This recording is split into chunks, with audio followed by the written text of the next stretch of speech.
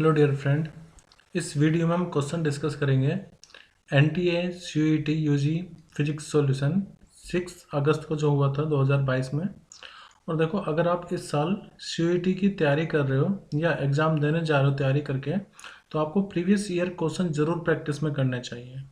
इसके अलावा जो स्टूडेंट या एस्पिरेंट केवीएस की तैयारी कर रहे हैं या एनवीएस की तैयारी कर रहे हैं, डीएसएसबी की तैयारी कर रहे हैं, तो आपको भी ये जो क्वेश्चंस हैं ज़रूर प्रैक्टिस करने चाहिए। Let's start now. और क्योंकि इसमें टोटल 50 क्वेश्चन आए थे, हालांकि आपको कम ही करने होते हैं, टोटल 50 नहीं करने होते हैं, तो ये हम पार्ट 1 डिस्कस करने जा रहे हैं जिसमें हम क्वेश्चन नंबर 1 से 10 सोल्व करेंगे। फर्स्ट क्वेश्चन है, ये क्वेश्चन हर एक कॉम्पिटिटिव एग्जाम्स में मैंने देखा हुआ है। Nowadays, optical fiber are extensively used for transmitting audio and video signal through the long distance. The optical fiber works on। देखो, ऑप्टिकल फाइबर आपने देखा होगा, आजकल वाईफाई अगर लगवाते हो ना, तो उसमें जो कनेक्शन दिया जाता है, जिस वायर के थ्रू दिया जाता है, वो ऑप्टिकल फाइबर होता है, बहुत पतला सा काला सा। तो ऑप्टिकल फाइबर का इस्तेमाल इसलिए करते हैं क्योंकि इसमें हम लॉन्ग डिस्टेंस तक सिग्नल आसानी से भेज सकते हैं बिना ज़्यादा एट्यूनेशन के। दूसरा, ये किस प्रिंसिपल पर बेस्ड होता है? तो ये बेस्ड होता है टोटल इंटरनल रिफ्लेक्शन पर। तो हमारा सही आंसर होगा TIR। TIR की मैंने अलग से वीडियो अपलोड की हुई है, पूरा बताया हुआ TIR की कंडीशन क्या होती है, TIR होने की, TIR होता क्या है, वो सब मैंने उसमें बताया, आप देख सकते हो। तो ऑप्टिकल फाइबर किस पर काम करता है? टोटल इंटरनल रिफ्लेक्शन पर। क्वेश्चन नंबर 2 है, if lambda E, lambda P and lambda alpha be the de Broglie wavelength of electron, proton and alpha particle respectively, तो आपको बताना है इनमें से कौन सा ऑर्डर सही होगा। तो पहले मैं आपको वेवलेंथ के बारे में बता देता हूँ। लैम्डा का आपने फॉर्मूला पढ़ा होगा H/P, डी ब्रोगली वेवलेंथ। अब मोमेंटम तो नहीं दे रखा, तो मैं इसको लिख सकता हूँ H/ में मास इंटू वेलोसिटी। पहले मैं सारे फॉर्मूला बता देता हूँ। और इसी का फॉर्मूला देखो, आपको पता होगा काइनेटिक एनर्जी इक्वल टू होता है P² में 2m। तो P की वैल्यू कितनी हो जाएगी? √2m के। तो अगर मैं काइनेटिक एनर्जी के टर्म में फॉर्मूला लिखूँ तो वो हो जाएगा H/ में √2m के। तो यहाँ पर आएगा H/ में √2m के। इसके अलावा आपको पता होगा काइनेटिक एनर्जी, अगर मान लो कोई एक्सीलरेटिंग पोटेंशियल है तो काइनेटिक एनर्जी QV के इक्वल होती है। तो मैं क्या को QV के टर्म में भी देख सकता हूँ, वो हो जाएगा H/ में √2m QV। फिलहाल हमें क्वेश्चन में ऐसी कोई कंडीशन नहीं दे रखी कि उनका काइनेटिक एनर्जी सेम है या उनका पोटेंशियल सेम है। तो अगर मैं ज़्यादा से ज़्यादा देखूँ तो जो लैम्डा या तो मास पर इन्वर्सली डिपेंड कर रहा है जब काइनेटिक एनर्जी कांस्टेंट होगी, या फिर लैम्डा इन्वर्सली डिपेंड कर रहा है product of the mass and charge पर। तो देखो, लैम्डा किस पर इन्वर्सली डिपेंड कर रहा है? या तो 1/m पर, या फिर लैम्डा इन्वर्सली डिपेंड कर रहा है 1/m³ पर, मतलब मास इंटू में चार्ज। अगर हम इलेक्ट्रॉन की बात करें तो इलेक्ट्रॉन पे चार्ज तो E होता है, इलेक्ट्रॉन पे चार्ज होता है E, प्रोटॉन पे चार्ज होता है सेम प्लस के E। लेकिन जो अल्फा पार्टिकल होगा यानी कि 2He4, तो उस पर जो चार्ज होता है ना अल्फा पार्टिकल का, वो रहता है 2। और जो मास ऑफ अल्फा पार्टिकल होता है वो एक्चुअली QP होगा, चार्ज ऑन प्रोटॉन। और जो मास ऑफ अल्फा पार्टिकल है वो 4 टाइम्स होगा मास ऑफ प्रोटॉन पे। अगर इसका मास MP है, इसका चार्ज E है। और इलेक्ट्रॉन का मास तो आपको पता ही होगा, इलेक्ट्रॉन का मास 10⁻31 ऑर्डर में होता है। तो मास ऑफ इलेक्ट्रॉन जो है वो बहुत कम होता है मास ऑफ प्रोटॉन से। और यहाँ पे सबसे ज़्यादा मास किसका होगा? अल्फा पार्टिकल का। तो मैं क्या कह सकता हूँ कि मास इलेक्ट्रॉन का सबसे कम, फिर उससे ज़्यादा प्रोटॉन का, और फिर सबसे ज़्यादा मास ऑफ अल्फा पार्टिकल का। या मैं ये भी कह सकता हूँ, देखो अगर आप चार्ज की मल्टीप्लाई कर देते हैं तो चार्ज की मल्टीप्लाई करके ये कह सकते हैं m×q। देखो, चार्ज इलेक्ट्रॉन पर प्रोटॉन पे तो सेम होता है, तो m/q किसका? इलेक्ट्रॉन का जो प्रोडक्ट होगा, लेट उसका मैं रूट भी ले लेता हूँ, वो भी कम होगा √m×q ऑफ प्रोटॉन से। आप रूट, हम बस रूट इसलिए ले रहे हैं क्योंकि लैम्डा रूट पर डिपेंड करता है। ऑर्डर तो सेम ही रहेगा, स्क्वायर कर दो चाहे। और सबसे ज़्यादा किसका रहेगा? Mass of alpha particle into charge of alpha particle के प्रोडक्ट। क्यों? क्योंकि हमने देखा मास उसका 4 टाइम्स है और चार्ज 2 टाइम्स है प्रोटॉन के रेस्पेक्ट में। तो जो √m/q होगा अल्फा पार्टिकल का वो सबसे ज़्यादा होगा, और जो √m/q इलेक्ट्रॉन का होगा वो सबसे कम रहेगा। अब क्योंकि वेवलेंथ इन्वर्सली √m/q पर डिपेंड कर रहा है, तो सबसे कम m/q किसका है? इलेक्ट्रॉन का, यानी कि इसकी जो वेवलेंथ होगी वो सबसे ज़्यादा होगी। फिर उसके बाद आएगा लैम्डा ऑफ प्रोटॉन, और सबसे ज़्यादा √m/q है अल्फा का, तो उसकी जो वेवलेंथ होगी वो सबसे कम रहेगी। अगर मैं इस ऑर्डर को देखूं तो हमारा कौन सा ऑप्शन सही रहेगा? Option C, lambda E then lambda P and then lambda A will be very very less. तो ऑप्शन सी हमारा सही रहेगा।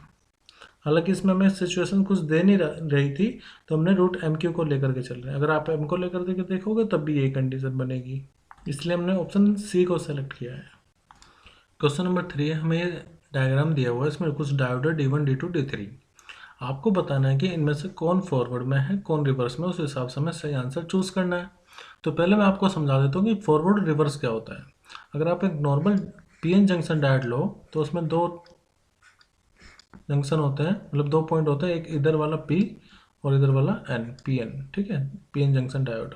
अब अगर मान लीजिए आप पी साइड को बैटरी के पॉजिटिव टर्मिनल से कनेक्ट कर रहे हो और एन साइड को बैटरी के नेगेटिव टर्मिनल से कनेक्ट कर रहे हो, तो उसको बोलते हैं फॉरवर्ड बायसिंग। आई रिपीट, अगर हम पीएन जंक्शन में पी साइड को बैटरी के हाई टर्मिनल या पॉजिटिव टर्मिनल से कनेक्ट कर रहे हैं तो ये फॉरवर्ड बायसिंग होगा, जब नेगेटिव को एन साइड को नेगेटिव से कनेक्ट किया हुआ है।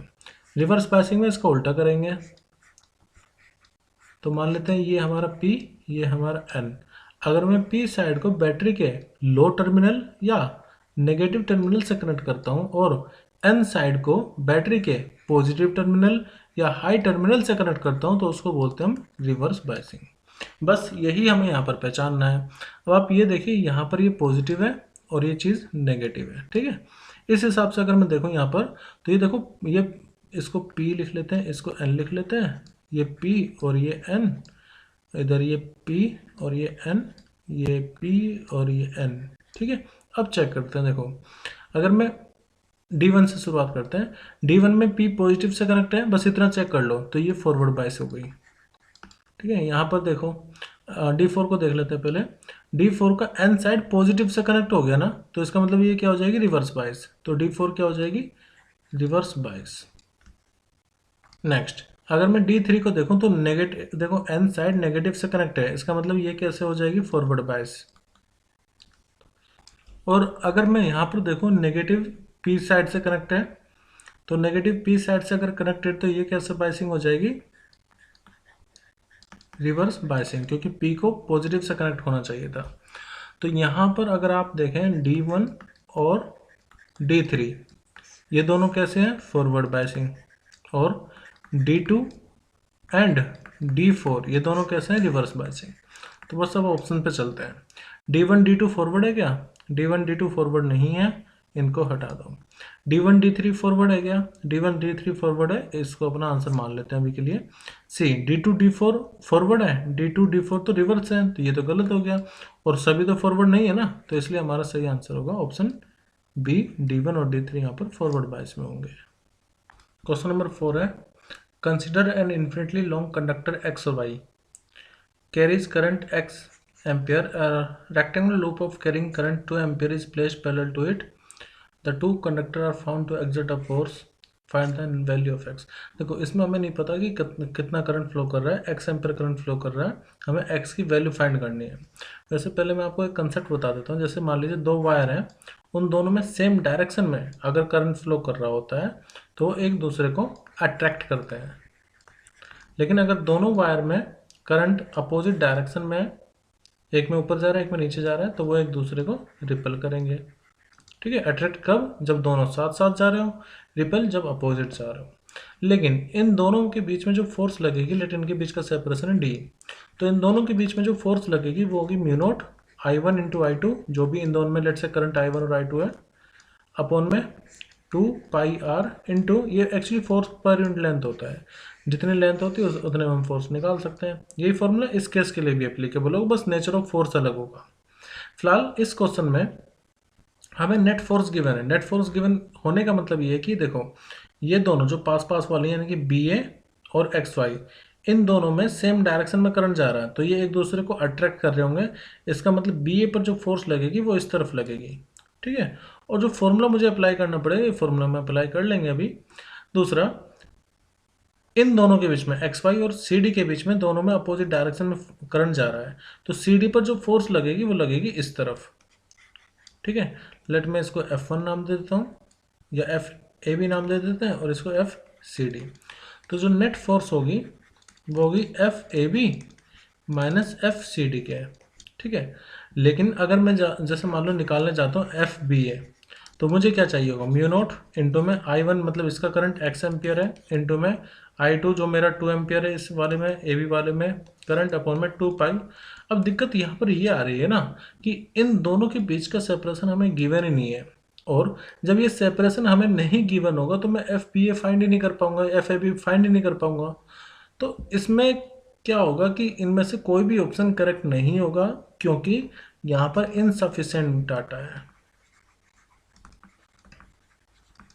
और इनसफिशिएंट डाटा होने की वजह से इसमें बोनस मार्क्स सबको मिले होंगे।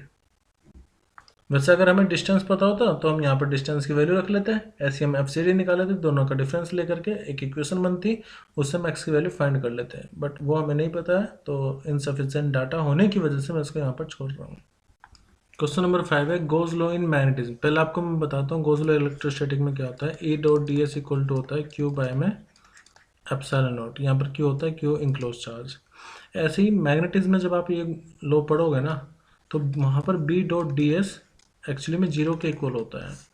अब इसका मतलब क्या हुआ, इसका मतलब ये हुआ कि मान लीजिए कोई सरफेस है उसमें, या क्लोज सरफेस में इसको ले लेता हूँ, अगर मान लो उसमें कुछ number of magnetic field line enter कर रही है, तो ये 100% श्योर है कि जितनी एंटर करेंगी उतने ही नंबर ऑफ फील्ड्स लाइन बाहर भी आएंगी, ठीक है, क्योंकि नेट फ्लक्स जो होगा वो 0 होगा। फ्लक्स होने का मतलब ये कि जितनी अंदर गई मैग्नेटिक फील्ड लाइंस उतनी ही बाहर भी आएंगी।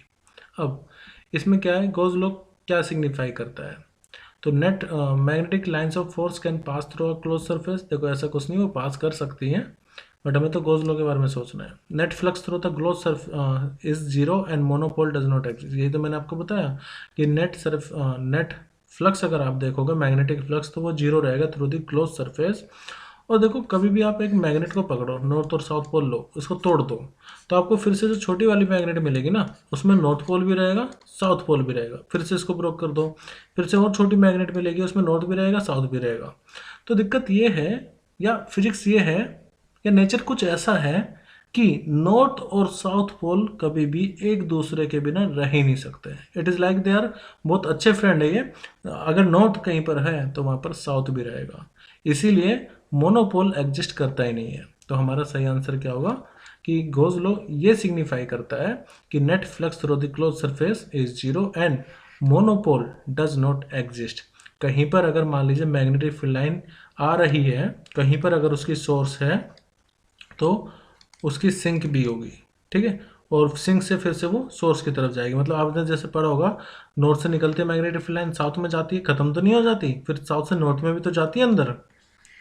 लेकिन चार्ज के साथ ऐसा है कि पॉजिटिव से निकला और नेगेटिव पे चले जाएगा, नेगेटिव से पॉजिटिव पे नहीं जाता ये चार्ज, मतलब इलेक्ट्रिक फील्ड लाइंस। तो इसलिए चार्ज तो अकेला एग्जिस्ट कर सकता है, लेकिन जो मैग्नेटिक फील्ड लाइंस हैं वो अगर किसी एक पोल से निकल ले तो दूसरे पोल में एंटर होकर के वापस उस पोल में आएगी, और नॉर्थ और साउथ पोल हमेशा साथ साथ रहेंगे। हम साथ साथ हैं, यही निभाते हैं असली बात। तो नेक्स्ट क्वेश्चन डिस्कस करते हैं हम। Question number 6, frequency in ultra high frequency range normally propagate किस में प्रोपोगेट करती है अल्ट्रा हाई फ्रीक्वेंसी। तो ये फैक्चुअल क्वेश्चन है, स्पेस वेव्स कम्युनिकेशन से ये क्वेश्चन है। सीबीएसई में अब कम्युनिकेशन में से हटा दिया गया है, स्पेस वेव इसका आंसर रहेगा। क्वेश्चन नंबर 7 में आपको एक गेट दिया हुआ है और आपको बताने की आउटपुट वेवफॉर्म कैसी होगी। इस क्वेश्चन को करने से पहले मैं आपको थोड़ा सा बेसिक पॉइंट बता देता हूँ। जैसे कि अगर मान लीजिए इस तरह का आपके पास कोई गेट है, तो ये होता है नैंड गेट। अब इसमें क्या होगा, मान लो ये ए है और ये बी है, तो जो वाई आउटपुट आएगा ना वो इन दोनों की मल्टीप्लाई करके उसका कॉम्प्लीमेंट कर दो, इसको बोलते हैं नैंड गेट। एक होता है नॉर गेट। तो नॉर गेट में कुछ इस तरह से होता है, मान लो आउटपुट ए है और एक आउटपुट बी है, तो आपको वाई जो मिलेगा आउटपुट वो मिलेगा ए प्लस बी का बार, ठीक है। इन दो पॉइंट को ध्यान रखो। अब एक्चुअली ये देखो, ये जो गेट है आपका ये है नैंड गेट, ऊपर वाला गेट है नैंड गेट, यहाँ पर ये गेट है नॉर गेट। एक्चुअली इसके यहाँ पर बबल भी लगा हुआ है, ठीक है।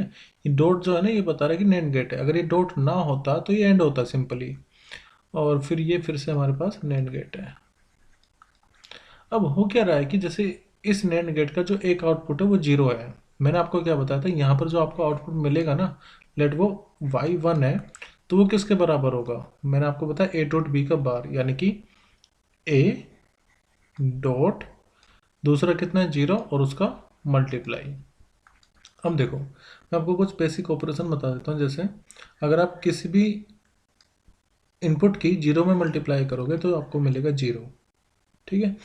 और अगर मान लीजिए आप किसी भी इनपुट की, लेट से बी है कोई, और उसमें जीरो को ऐड करोगे तो आपको मिलेगा बी। मल्टीप्लाई में जीरो, एडिशन में जो वो इनपुट है वही बी। तो फिलहाल यहाँ पर ए डॉट जीरो का बार है, तो हमें दोनों की मल्टीप्लाई करी और उसका बार लगा दिया क्योंकि नैंड गेट है। अभी आप ए की जीरो में मल्टीप्लाई करो तो आपको क्या मिलेगा, जीरो मिलेगा, ठीक है। तो जीरो का बार, इसका मतलब क्या हुआ कि जीरो का बार का मतलब हो गया इसका उल्टा, ठीक है। जीरो का बार मतलब कम्प्लीमेंट, तो वो वन हो जाता है, वन का कम्प्लीमेंट हो जाता है जीरो। तो यहाँ पर तो हमें मिल रहा है मिलेगा वन, यानी कि इस आखिरी वाले नेट गेट का एक इनपुट हमें डिसाइड हो गया कि वो वन होगा। अब नॉर गेट है ये, तो नॉर गेट में मैंने आपको क्या बताया, ए प्लस बी का बार। इसका मतलब ये हुआ कि यहाँ पर जो आपको मिलेगा ना, वो मिलेगा बी प्लस दूसरा है जीरो। देखो यहाँ पर ये ग्राउंड है ना, इसलिए जीरो ले रहे हैं हम, और उसका कर दो कॉम्प्लीमेंट। अब बी में जीरो ऐड करोगे तो बी ही मिलेगा और उसका बार। तो इसका मतलब ये है कि जो आखिरी वाला नैंड गेट है, इसका एक इनपुट तो वन रहेगा, दूसरा इनपुट रहेगा बी का बार। अब जो फाइनली आपको वाई आउटपुट मिलेगा वो क्या मिलेगा, इन दोनों की मल्टीप्लाई करो पहले तो, वन डॉट बी उसके बार और फिर उसका कॉम्प्लीमेंट, क्योंकि नैंड गेट है, दोनों इनपुट का मल्टीप्लाई और फिर उसके ऊपर कॉम्प्लीमेंट। अभी देखो वन की आप डॉट बी बार में मल्टीप्लाई करो तो कितना बचेगा। जैसे अगर मान लीजिए वन की आप ए में मल्टीप्लाई कर रहे हो तो आपको ए मिलेगा, वन का डॉट कर रहे हो अगर आप बी के साथ तो आपको बी मिलेगा, ऐसा। तो यहाँ पर वन डॉट बी का बार है, तो इसका मतलब आपको क्या मिलेगा, बी का बार ओनली। और बी का कॉम्प्लीमेंट क्या आ जाएगा, बी। मतलब कि अगर आप किसी को कॉम्प्लीमेंट करो और फिर से कॉम्प्लीमेंट कर दो तो वो इसी के इक्वल आ जाता है।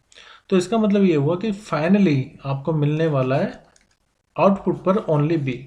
मतलब कि ये पूरा आपने तीन गेट लगा दिए, बस जो आउटपुट पर आपको मिलेगा वो सिर्फ जो भी वैल्यू बी की होगी ना वही मिल जाएगी। इसका मतलब जब हम वेव फॉर्म ड्रॉ करोगे करोगे तो एक ही इनपुट से तो हमें कोई मतलब ही नहीं है। क्यों?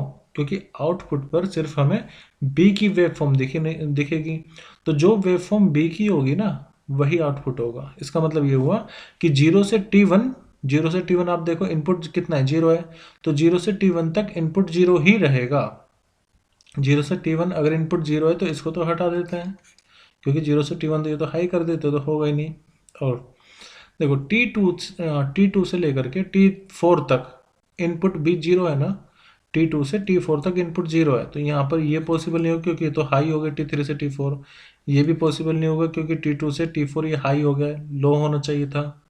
लेकिन अब आप इनपुट बी को ऑब्जर्व करो, देखो जीरो से टी वन लो है, यहाँ पर देखो जीरो से टी वन लो है, फिर टी वन से टी टू हाई है, यहाँ पर भी टी वन से टी टू हाई है। हाई मतलब प्लस वन कह सकते हो, प्लस फाइव कह सकते हो।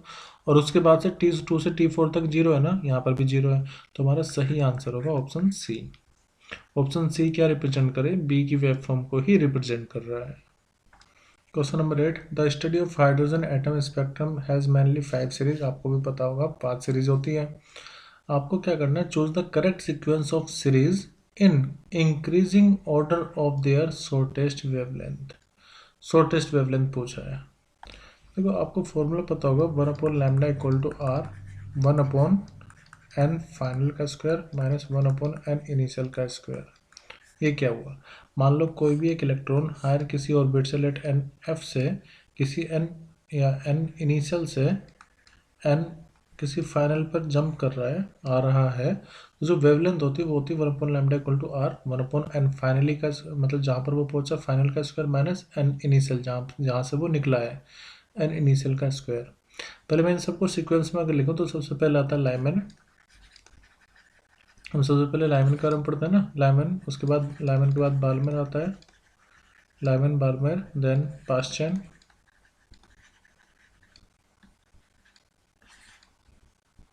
देन आता है पास्चन ब्रैकेट और पीफन। लाइमन का मतलब क्या हुआ, देखो लाइमन का मतलब यह है कि इलेक्ट्रॉन कहीं से भी आए लेकिन जो उसकी फाइनल स्टेट होगी ना वो रहेगी 1। ऐसी अगर बाल्मर में हो तो एन फाइनली वो 2 पर आकर के गिरेगा। पास्टन के लिए एन फाइनल रहेगा 3, ब्रैकेट के लिए एन फाइनल रहेगा 4 और फ्रंट के लिए फाइनल रहेगा 5। ठीक है। अब यहाँ पर शॉर्टेस्ट वेवलेंथ की बात हो रही है। शॉर्टेस्ट वेवलेंथ कब निकलेगी? शॉर्टेस्ट वेवलेंथ का मतलब ये होगा कि हाईएस्ट फ्रीक्वेंसी। शॉर्टेस्ट वेवलेंथ मतलब हाईएस्ट फ्रीक्वेंसी। अब देखो, मान लेते हैं मैं लाइमन को कंसिडर कर लेता हूँ। लाइमन का एन फाइनल कितना होगा? 1। अब हाईएस्ट फ्रीक्वेंसी कब आएगी? जब जो इलेक्ट्रॉन है वो जस्ट उसके बाद वाले से यहाँ पर आए, या बहुत ज़्यादा दूर से इलेक्ट्रॉन आकर के जंप करे। हाईएस्ट फ्रीक्वेंसी मतलब ज़्यादा से ज़्यादा एनर्जी। तो ज़्यादा से ज़्यादा एनर्जी तभी तो आएगी जब वो बहुत ज़्यादा दूर से आएगा, यानी कि एन इनिशियल मैं उसका कंसिडर करूँगा इन्फिनिटी। एन इनिशियल मतलब जहाँ से वो आ रहा है ना उसको हमें कंसिडर करना होगा इन्फिनिटी, क्योंकि जब वो बहुत ज़्यादा दूर से आएगा ना लाइमन में, तब उसकी एनर्जी बहुत ज़्यादा होगी। एनर्जी बहुत ज़्यादा होगी तो फ्रीक्वेंसी भी बहुत ज़्यादा होगी, क्योंकि आपने पढ़ा होगा equal to H into nu या फिर equal to H C upon में लैम्डा। तो फ्रीक्वेंसी और वेवलेंथ एक दूसरे पर इन्वर्सली डिपेंड करते हैं। तो अगर वो बहुत ज़्यादा दूर से इलेक्ट्रॉन जंप करके आ रहा है तो उसकी एनर्जी बहुत ज़्यादा होगी, फ्रीक्वेंसी बहुत ज़्यादा होगी, लेकिन वेवलेंथ सबसे कम होगी उस समान। तो एक चीज़ ध्यान रखो, जब भी शॉर्टेस्ट वेवलेंथ की बात आए, जब भी शॉर्टेस्ट वेवलेंथ या हाईएस्ट फ्रीक्वेंसी की बात आए ना, तो आपको एन इनिशियल इन्फिनिटी ही लेना है। मतलब ये मानो कि फिर वो इन्फिनिटी से आ रहा है। हाँ, अगर लॉन्गेस्ट वेवलेंथ या शॉर्टेस्ट फ्रीक्वेंसी होती तब जो एन इनिशियल में लेता जस्ट उसके बाद वाला लेता, जैसे लाइमन के लिए एन फाइनल 1 होता है तब मैं इनिशियल ले लेता 2। लेकिन अभी तो हमें शॉर्टेस्ट वेवलेंथ या हाईएस्ट फ्रीक्वेंसी की बात कर रहे हैं ना, तो एन इनिशियल आपको इन्फिनिटी लेना पड़ेगा सभी के लिए। इसका मतलब इसके लिए भी एन इनिशियल इन्फिनिटी होगा, इसके लिए भी, क्योंकि बहुत ज़्यादा दूर से इलेक्ट्रॉन जंप करेगा तभी तो उसकी वेवलेंथ शॉर्टेस्ट होगी, हाईएस्ट फ्रीक्वेंसी शॉर्टेस्ट वेवलेंथ। तो इन सब के लिए एक बात तो क्लियर है कि एन इनिशियल इन्फिनिटी रहेगा। अब फॉर्मूले पर आ जाते हैं। देखो 1/λ इक्वल टू 1 मतलब आर इंटू में 1/n फाइनल का स्क्वायर माइनस सभी के लिए तो इनिशियल हो गया, तो इसको तो मैं इन्फिनिटी लिख सकता हूँ। और 1/इन्फिनिटी कितना होता है? 0। इसका मतलब 1/λ इक्वल टू आर अपॉन में एन फाइनल का स्क्वायर। ये क्या है? ये है शॉर्टेस्ट वेवलेंथ। ये किसका मैंने आपको बताया फॉर्मूला? शॉर्टेस्ट वेवलेंथ के लिए। अब आर तो कांस्टेंट है, तो मैं कह सकता हूँ कि जो शॉर्टेस्ट वेवलेंथ होगी ना इन सभी सीरीज की, वो डायरेक्टली डिपेंड करेगी एन के स्क्वायर पर। देखो शॉर्टेस्ट वेवलेंथ किस पर डिपेंड कर रही है? एन के स्क्वायर पर। इसका मतलब इनमें से जैसे फंड है उसका एन सबसे ज़्यादा है तो उसकी शॉर्टेस्ट वेवलेंथ सबसे ज़्यादा होगी। देखिए मैं फिर से बता देता हूँ, वेवलेंथ एन के स्क्वायर पर डायरेक्टली डिपेंड कर रही है। तो जिसका एन कम होगा ना फाइनली एन की वैल्यू जिसकी कम होगी उसका वेवलेंथ कम होगा। सबसे कम एन की वैल्यू 1 के लिए है तो उसका वेवलेंथ सबसे छोटा हो गया। फिर उसके बाद लैम्डा बाल्मर, फिर उसके बाद लैम्डा पास्चन। इसलिए हमने लैम्डा लाइमन का हमने सबसे पहले कंसिडर किया है, 1 वाला हमने सबसे पहले लिया। फिर उसके बाद बाल्मर यहाँ पर 5th पर था तो इसके बाद 1 के बाद जस्ट 5th लिया, इसी को हमने सही आंसर मान लिया है। उसके बाद कौन आएगा? पास्चन यहाँ पर कितने? तीसरे पे, तो आप देखो 5th के बाद तीसरा आया ना। फिर उसके बाद लाइमन बाल्मर पास्चन के बाद आएगा ब्रैकेट। तो आप देखो ब्रैकेट आ रहा है क्या? 4th नंबर पे ब्रैकेट ही है, और उसके बाद क्या आ जाएगा? फंड आ जाएगा। तो बस आपको यही सोचना है कि एन इनिशियल तो इन्फिनिटी लेना है। कब? जब शॉर्टेस्ट वेवलेंथ की बात आए। और अगर आपको इंक्रीजिंग ऑर्डर में लिखना है तो आप ये देखो कि एन फाइनली जो एन फाइनल है वो सबसे कम किसका था? लाइमन का, देन बाल्मर, फिर उसके बाद ये सब बढ़ता हुआ। तो जैसे जैसे आप देखो एन की वैल्यू बढ़ेगी तो वेवलेंथ बढ़ेगी, इसलिए हमारा सी ऑप्शन सही होगा। एक दूसरे तरीके से भी मैं आपको इसको बता देता हूँ। देखो होता क्या है, आपने 7 इलेक्ट्रोमैग्नेटिक वेव पढ़ी होगी। कौन कौन सी? रेडियो वेव, रात में I very ugly ex girlfriend, तो ये रेडियो वेव होता है। ये माइक्रोवेव, इंफ्रारेड, ये विजिबल, अल्ट्रावायलेट। अब आप पूछेंगे सर हम तो इन सब की बात कर रही है कहाँ से आ गया? अभी बताते हैं। एक्सरे और गामा रे। देखो अगर हम लाइमन की बात करें, लाइमन, आप इसको कोड में बताता हूँ पहले। Love you B V, love you बीवी, अपनी बीवी से प्यार करो। तो देखो लाइमन जो होता है ना, लाइमन आता है अल्ट्रावायलेट रेंज में। लाइमन आता है अल्ट्रावायलेट में, और बाल्मर जो होता है वो आता है विजिबल में। ठीक है, फिर उसके बाद पास्चन और ब्रैकेट और फंड, पी फंड, ये तीनों ही इंफ्रा में आते हैं। इंफ्रा और, लेकिन ये थोड़ा सा फार इंफ्रा बोल सकते हैं, लेकिन रहता तो इंफ्रा में ही है, फार इंफ्रा रेड। तो दूसरा तरीका ये था इस क्वेश्चन को सोल्व करने का, आंसर सेलेक्ट करने का। आप ये देखो, जब आप रेडियो से गामा की तरफ जाते हैं तो जो फ्रीक्वेंसी होती है वो इंक्रीज करती है। ठीक है, और जब आप गामा से रेडियो वेव की तरफ जा रहे हो तो वेवलेंथ इंक्रीज करती है, क्योंकि वेवलेंथ और फ्रीक्वेंसी एक दूसरे पर इन्वर्सली डिपेंड कर रही है। अब लाइमन किस पर आ रहा है? अल्ट्रावायलेट में, बाल्मर विजिबल पे। तो गामा जो रहा है ना, मतलब इसकी वेवलेंथ सबसे कम होगी, लैम्डा मिनिमम होगा इसका। इसका मतलब जब मैं नीचे से ऊपर जा रहा हूँ तो वेवलेंथ इंक्रीज कर रही है। तो अल्ट्रा वायलेट और विजिबल को अगर मैं देखूँ और इंफ्रा को मैं देखूँ तो सबसे कम वेवलेंथ किसकी होगी? सबसे कम यानी कि ऊपर से जाओ, जो पहले मिल गया उसकी सबसे कम, यानी कि अल्ट्रा वायलेट सबसे कम वेवलेंथ होगा। तो इसका मतलब इनमें से यही तो आपको बताना था, increasing order of their shortest wavelength. तो सबसे पहले हम क्या लिखेंगे? सबसे कम वेवलेंथ वाला। तो सबसे कम वेवलेंथ वाला कौन है? लाइमन। तो पहले हमारा आ जाएगा लाइमन, यानी कि लाइमन। तो फर्स्ट और सी और डी ऑप्शन में से हम चूज करेंगे। फिर उसके बाद कौन मिला आपको? विजिबल वाला। और विजिबल में कौन लाई करता है, मतलब बाल्मर किस में लाई करता है? विजिबल में। यानी कि ठीक फर्स्ट के बाद आपको बाल्मर मिलेगा। बाल्मर का नंबर कितना? फिफ्थ है। तो फर्स्ट के बाद कौन मिल गया? फिफ्थ। तो ऐसे भी आप अपना सही ऑप्शन चूज कर सकते थे, बट मोर एक्यूरेट पहले वाला है, क्योंकि आपको उसमें पूरा लॉजिक से मैंने आपको बताया कि कैसा होगा। तो ऑप्शन सी ही सही रहेगा इसमें। 9th है, the first particle accelerator of India 37-inch cyclotron was established in the year 1953। ये किसका विजन था? तो ये फैक्चुअल क्वेश्चन है, डॉक्टर मेघनाथ साहा। साहा लिमिट आपने पढ़ा होगा, शायद आप नहीं पढ़े, एमएससी में पढ़ेंगे साहा लिमिट। तो ऑप्शन बी का बी ऑप्शन यहाँ पर सही रहेगा। Question number 10, the equivalent capacitance आपको फाइंड करना है ए और बी के बीच में, और देखना है कि कौन सा आंसर सही होगा। देखो, मैं आपको एक बात बताता हूँ, जब भी आपको इस तरह का फिगर दिखे और उसमें दिखे कि आपको 5 रजिस्टर या 5 कैपेसिटर कनेक्ट है, तो सबसे पहले सोचो आप व्हीट स्टोन के बारे में। मेरे ख्याल से 100 में से 90% काम करेगा। व्हीट स्टोन के बारे में सोचो। अब व्हीट स्टोन में क्या होता है? 4 सर्किट होते हैं, मतलब 4 रजिस्टर या कैपेसिटर होंगे, जैसे ए, और यहाँ पर एक पॉइंट में मान लेता हूँ बी, जैसे यहाँ पर ए और ये बी। अब उसमें एक और 2 पॉइंट और होते हैं यहाँ पर और यहाँ पर, तो इसको मान लेते हैं लेट से सी, और इसको मान लेता हूँ मैं डी। आप ये देखो कि यहाँ पर मैं इस पॉइंट को सी कंसिडर कर रहा हूँ लेट से, और इस पॉइंट को डी कंसिडर कर लेते हैं। बस अब आप ये देखते रहो कि किस में कितना करंट है, जैसे ए और सी के बीच में कौन सा करंट है। अब सी पॉइंट यहाँ पर ए ही है, तो ए और सी के बीच में कितना करंट है? 10 माइक्रोफेराड का। तो इनके बीच में 10 माइक्रोफेराड कैपेसिटर को कनेक्ट कर देते हैं, ये हो गया 10 माइक्रोफेराड। सी बी के बीच में देख लीजिए, सी और बी के बीच में, तो देखो सी बी के बीच में, यहाँ पर मत सोचो, नीचे आओ, सी और बी के बीच में 20 माइक्रोफेराड कनेक्टेड है, यहाँ पर हो गया 20 माइक्रोफेराड।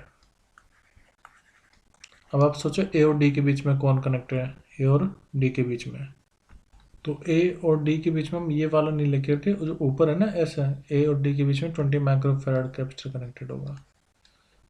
कौन बचा? बी और डी। बी और डी के बीच में आपको साफ साफ दिख रहा होगा 40 माइक्रोफेराड का कनेक्ट करना होगा, 40 माइक्रोफेराड यहाँ पर आ गया। और सी डी के बीच में, सी डी के बीच में बेचारा 5 ही बचा हुआ, उसी को लगा देते हैं। सी और डी के बीच में आ गया। अब मान लेते हैं कि ये पी है, ये क्यू है, ये आर है और ये एस है। तो आपको बताएं, बैलेंस कंडीशन चेक कर लेते हैं पहले, कि बैलेंस कंडीशन ये होती है कि अगर P upon Q equal to R upon S आ जाए ना, तो सी डी ब्रांच को हम रिमूव कर सकते हैं। तो चेक करते हैं ये रेशो सेम आता है कि नहीं आता है। P कितना है? 10 है, Q की वैल्यू 20। अब मैं अभी तो नहीं कह सकता कि इक्वल होंगे, चेक करना है, तो पहले P अपॉन क्यू निकाल लेते हैं। P अपॉन क्यू तो कितना आ गया? 1 अपॉन में 2। आर अपॉन एस कितना आएगा? तो आर अपॉन एस, आर 20, ये 40, तो 20 अपॉन 40, तो ये भी कितना आ गया? 1/2। इसका मतलब ये हुआ कि बैलेंस कंडीशन हमारी सेटिस्फाई हो रही, तो पी अपॉन क्यू बराबर किसके, आर अपॉन एस के, क्योंकि दोनों ही 1/2 आ गया है। जब 1/2 आ गया ना, तो जो ब्रांच सी डी हो जाएगी, ये हो जाएगी रिडंडेंट। तो branch C D is redundant, ये वर्ड में इसलिए इस्तेमाल करो, रिडंडेंट का मतलब होता है यूजलेस या जिसकी अब जरूरत नहीं हो। एक्चुअली डीएसएसबी के एग्जाम में पूछ लिया गया था कि रिडंडेंट का मतलब क्या होता है। तो हम सी डी ब्रांच को रिमूव कर सकते हैं, सर्किट पर कोई फर्क नहीं पड़ेगा क्योंकि ये सर्किट है बैलेंस। अब हमारे पास सर्किट सिर्फ कितना बचेगा, इसको रिमूव कर देता हूँ मैं सी डी को। तो देखो अब हमारे पास सिर्फ ये सर्किट बचा हुआ है, ए और बी टर्मिनल है। अब ऊपर के दोनों आपको किस में दिख रहे होंगे, सीरीज में, क्योंकि मान लो अगर चार्ज गया तो सेम ही तो जाएगा। सिमिलरली ये दोनों किस में दिख रहे होंगे, सीरीज में। तो ए डी और डी बी सीरीज में, ए सी और सी बी सीरीज में। तो आप इन दोनों का जो नेट निकालेंगे फिर वो आपस में पैरेलल में होंगे। तो मैं आपको समझा देता हूँ कैसे। पहले फॉर्मूला बता देता हूँ कि सीरीज पैरेलल का फॉर्मूला क्या होता है। मान लो दो कैपेसिटर आपके सीरीज में कनेक्टेड है, सीरीज में, तो ऐसे में फॉर्मूला होता है 1/c equal to 1/c1 plus 1/c2, C equivalent का। और अगर वो पैरेलल में कनेक्टेड है तो पैरेलल में फॉर्मूला सिंपली बस ऐड कर लेते हैं, मतलब रेजिस्टेंस का ठीक उल्टा होता है इसमें।